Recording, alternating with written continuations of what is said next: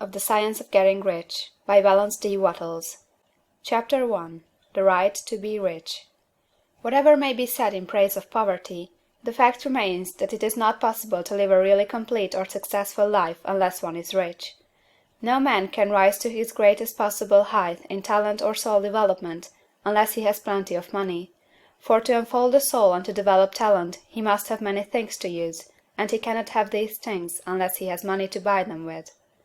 A man develops in mind, soul, and body by making use of things, and society is so organized that man must have money in order to become the possessor of things. Therefore, the basis of all advancement for man must be the science of getting rich. The object of all life is development, and everything that lives has an inalienable right to all the development it is capable of attaining. Man's right to life means his right to have the free and unrestricted use of all the things which may be necessary to his fullest mental, spiritual, and physical unfoldment, or, in other words, his right to be rich. In this book, I shall not speak of riches in a figurative way. To be really rich does not mean to be satisfied or contented with a little. No man ought to be satisfied with a little if he is capable of using and enjoying more. The purpose of nature is the advancement and unfoldment of life, and every man should have all that can contribute to the power, elegance, beauty, and richness of life. To be content with less is sinful. The man who owns all he wants for the living of all the life he is capable of living is rich, and no man who has not plenty of money can have all he wants.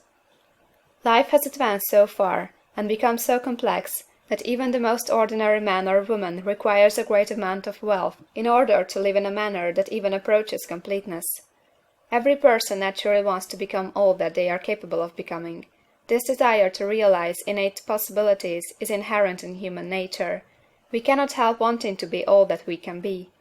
Success in life is becoming what you want to be. You can become what you want to be only by making use of things, and you can have the free use of things only as you become rich enough to buy them. To understand the science of getting rich is therefore the most essential of all knowledge. There is nothing wrong in wanting to get rich. The desire for riches is really the desire for a richer, fuller, and more abundant life, and that desire is praiseworthy.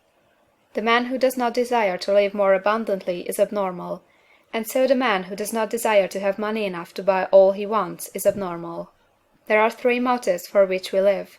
We live for the body, we live for the mind, we live for the soul.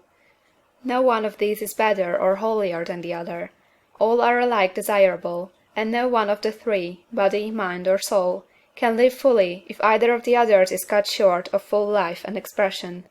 It is not right or noble to live only for the soul and deny mind or body, and it is wrong to live for the intellect and deny body or soul. We are all acquainted with the loathsome consequences of living for the body and denying both mind and soul, and we can see that real life means the complete expression of all that man can give forth through body, mind, and soul. Whatever he can say, no man can be really happy or satisfied unless his body is living fully in every function, and unless the same is true for his mind and his soul. Wherever there is unexpressed possibility, or function not performed, there is unsatisfied desire. Desire is possibility seeking expression, or function seeking performance. Man cannot live fully in body without good food, comfortable clothing, and warm shelter, and without freedom from excessive toil. Rest and recreation are also necessary for his physical life. He cannot live fully in mind without books and time to study them, without opportunity to travel and observation, or without intellectual companionship. To live fully in mind, he must have intellectual recreations, and must surround himself with all the objects of art and beauty he is capable of using and appreciating. To live fully in soul, man must have love, and love is denied expression by poverty. A man's highest happiness is found in the bestowal of benefits on those he loves. Love finds its most natural and spontaneous expression in giving. The man who has nothing to give cannot fill his place as a husband or father, as a citizen, or as a man. It is in the use of material things that a man finds full life for his body, develops his mind, and unfolds his soul.